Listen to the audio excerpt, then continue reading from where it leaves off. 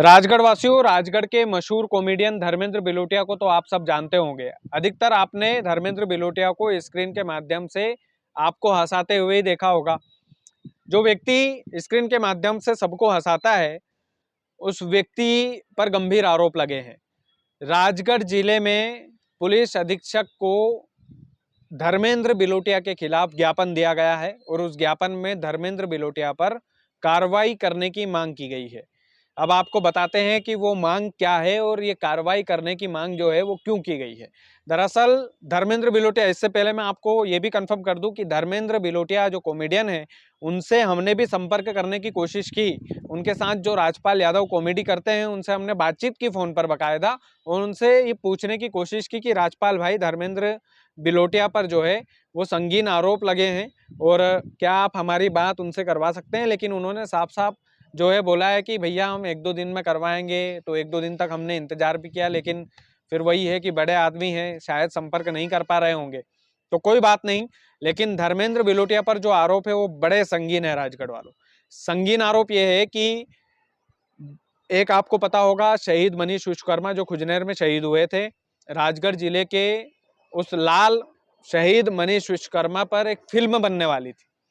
उस फिल्म के मेन किरदार में धर्मेंद्र बिलोटिया थे, यानी कि शहीद मनीष विश्वकर्मा का जो किरदार है वो धर्मेंद्र बिलोटिया निभाने वाले थे। लेकिन धर्मेंद्र बिलोटिया ने उस मूवी को अधूरा छोड़ दिया। अधूरा छोड़ने का जो कारण है वो उस आवेदन में साफ साफ बताया गया है कि भैया बड़े आदमी बन गए थे, धीरे धीरे पॉपुलर होते गए, तो उस मूवी को ही छोड़ डाला उन्होंने। यानी कि शहीद मनीष विश्वकर्मा पर जो फिल्म बनने वाली थी, वो फिल्म इसलिए छोड़ दी इन्होंने क्योंकि बाकी के कामों पर ध्यान देने लग गए थे। ठीक है, बाकी के काम भी होते हैं, लेकिन धर्मेंद्र बिलोटिया को ये भी सोचना चाहिए कि वो मूवी शहीद मनीष विश्वकर्मा पर बनने वाली थी, राजगढ़ जिले के गौरव पर बनने वाली थी, और आधी से ज़्यादा शायद फिल्म भी शूट हो चुकी थी वो। लेकिन धीरे धीरे सतरंगी इंडियन एक प्रोडक्शन है, जिन्होंने धर्मेंद्र बिलोटिया के खिलाफ एसपी ऑफिस में बाकायदा आवेदन दिया और मांग की है कि इनके खिलाफ कार्रवाई की जाए, क्योंकि काफ़ी लोगों का पैसा भी इसमें डूबा है, काफ़ी लोगों का समय इसमें बर्बाद हुआ है। और धर्मेंद्र बिलोटिया को जब पॉपुलैरिटी मिलने लगी तो फिर ये मूवी को छोड़कर वो चले गए, और इन पर जो है वो आरोप भी लगाया है कि कुछ पैसा जो है वो भी इन्होंने खाया है इसमें। ये बाकायदा आरोप लगाया गया है उस आवेदन में।